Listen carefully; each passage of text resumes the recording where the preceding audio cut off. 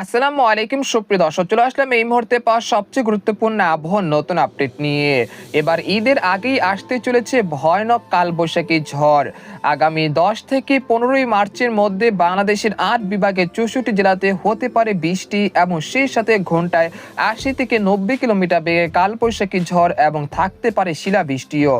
তো আজ 7ই মার্চ শনিবার এবং আগামীকাল 8ই মার্চ রবিবার কেমন থাকতে চলেছে আগামী 24 থেকে 48 ঘন্টার আবহাওয়া বাংলাদেশ থেকে শুরু করে ভারতের পশ্চিমবঙ্গ, আসাম, মেঘালয়, উত্তর থেকে ত্রিপুরা রাজ্যে আগামী 24 থেকে 48 ঘন্টার মধ্যে কোন কোন জেলাগুলোতে বিক্ষিপ্ত আকারে বৃষ্টি এবং বজ্রসহ বৃষ্টিপাতের সম্ভাবনা রয়েছে কিনা এবং আগামী 10 দিনে কোন কোন জেলাগুলোতে শক্তিশালী কালবৈশাখী ঝড় আঘাত আনতে পারে, এছাড়া ঈদের দিন দেশের আবহাওয়া পরিস্থিতি কিরকম থাকতে পারে, তো এই বিষয়ে আরো বিস্তারিত জানতে হলে ভিডিওটি সম্পূর্ণ দেখতে থাকুন।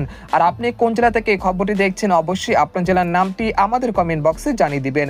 আর সবার আগে সর্বপ্রথম সঠিক আবহাওয়ার খবর জানতে আমাদের চ্যানেলটিকে সাবস্ক্রাইব করে রাখুন। এবার জেনে নেওয়া যাক এক নজরে। বন্ধুরা, এরপর যেমন সরাসরি ইউরোপিয়ান যে বৃষ্টি বা বজ্রবাহী বৃষ্টি মোড রয়েছে সেখান থেকে দেখতে পাচ্ছেন যে বর্তমানে দেশের আবহাওয়া পরিস্থিতি স্বাভাবিক থাকলেও পরবর্তী 5 দিনে দেশের আবহাওয়া পরিস্থিতি কিন্তু বিরাট পরিবর্তন হতে শুরু করেছে। আগামী 9 মার্চ সোমবার থেকে দেশের উত্তর পশ্চিম অঞ্চলে মেঘের আনাগোনা বৃদ্ধি পেতে পারে।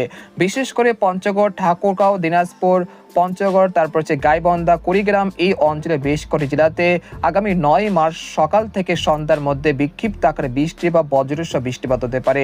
একই সঙ্গে ভারতের পশ্চিমবঙ্গের নালিহাটি, তারপর হচ্ছে কাটোয়া, মুর্শিদাবাদ, কৃষ্ণনগর, দুর্গাপুর, ধানবাদ এই অঞ্চলগুলোতে একটি কালবৈশাখী ঝড়ের মেঘ তৈরি হতে পারে, যেগুলো পরবর্তীতে অর্থাৎ রাত থেকে বিকেলের মধ্যে দেখা যাচ্ছে রাজশাহী এবং খুলনা বিভাগে বিভিন্ন জেলাতে 9 মার্চ সোমবার রাতের দিকে কিছুটা বৃষ্টি এবং বজ্রসহ বৃষ্টিপাতের সম্ভাবনা রয়েছে।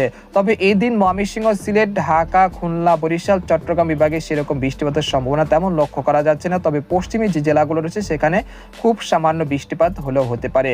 তারপর 10ই মার্চ থেকে দেশের আবহাওয়া পরিস্থিতি অনেকটা পরিবর্তন হতে পারে।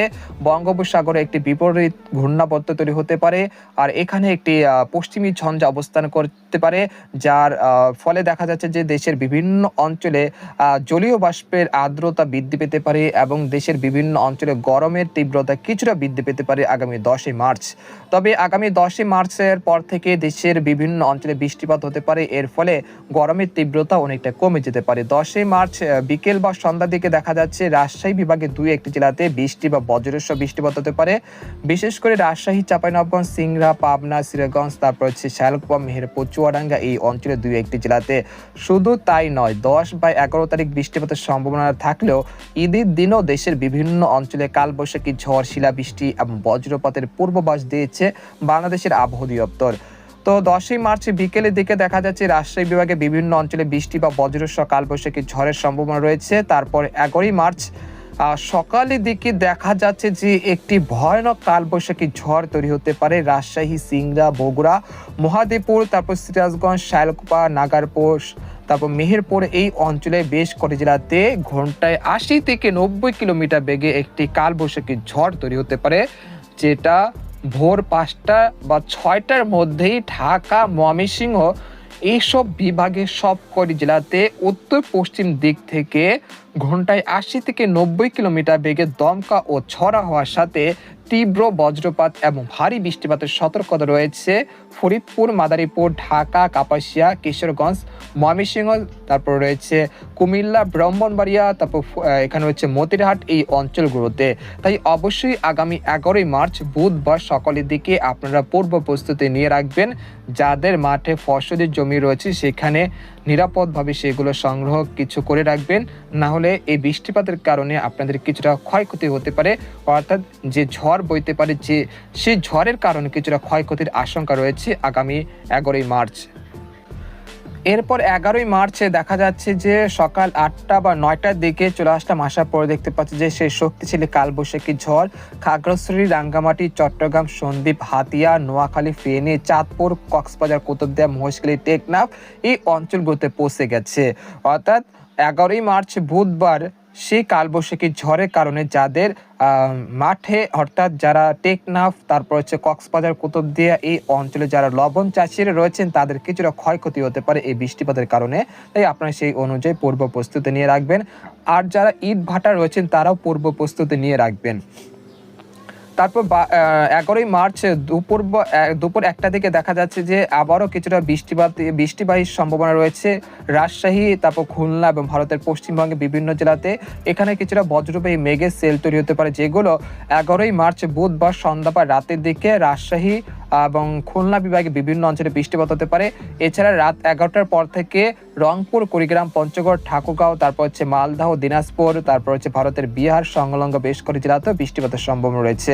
অর্থাৎ বলা যাচ্ছে যে 11 তারিখ সকাল থেকে সন্ধ্যা পর্যন্ত দেশের 8 বিভাগে 64 জেলাতে বৃষ্টি এবং বজ্র বৃষ্টিপাতের সতর্কতা রয়েছে। তারপর 12ই মার্চ আবারও রংপুর, রাজশাহী এই অঞ্চলগুলোতে কিছুটা বৃষ্টিপাতের সম্ভাবনা রয়েছে। তারপর সেই বৃষ্টিপাত কিন্তু ময়মনসিংহ, সিলেট বিভাগে 12ই মার্চ বৃহস্পতিবার দুপুর থেকে রাতের মধ্যে এই বৃষ্টিপাত ময়মনসিংহ, সিলেট বিভাগে বিভিন্ন অঞ্চলে বৃষ্টিপাত ঘটাতে পারে এবং বিকেলের দিকে খুলনা, বরিশাল বিভাগে বিভিন্ন জেলাতে বৃষ্টি এবং ভারী বৃষ্টিপাতের সম্ভাবনা থাকছে।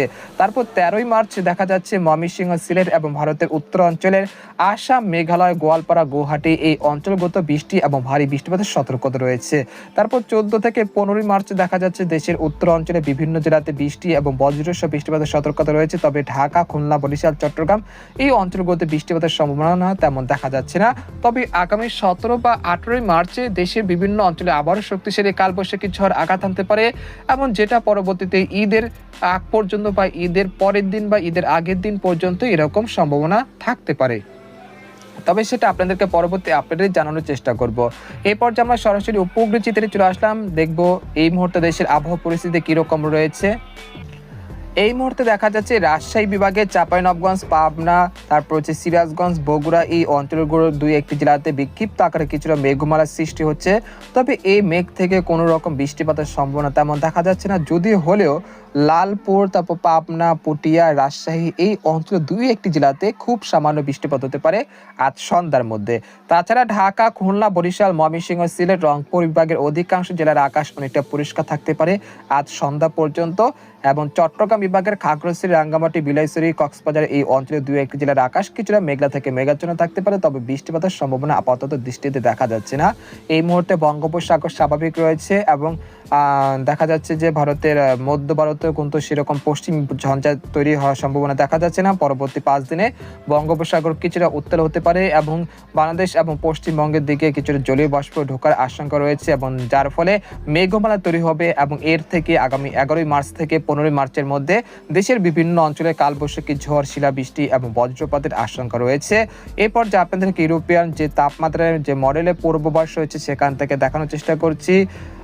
তো আগামীকাল দেশের সর্বনিম্ন তাপমাত্রা রেকর্ডকৃত হতে পারে রাজশাহী, রংপুর, ময়মনসিংহ এই অঞ্চলে কোথাও কোথাও প্রায় 18 থেকে 19 ডিগ্রি সেলসিয়াস কাছাকাছি সর্বনিম্ন তাপমাত্রা রেকর্ডকৃত হতে পারে এবং দিনের সর্বোচ্চ তাপমাত্রা রেকর্ডকৃত হতে পারে ঢাকা, খুলনা, বরিশাল, চট্টগ্রাম এই অঞ্চলে কোথাও কোথাও প্রায় 30 থেকে 32 ডিগ্রি সেলসিয়াস কাছাকাছি সর্বোচ্চ তাপমাত্রা রেকর্ডকৃত হতে পারে এবং 8 থেকে 9 মার্চ দেশের সর্বোচ্চ এবং সর্বনিম্ন তাপমাত্রা কিছুটা বৃদ্ধি পেতে পারে।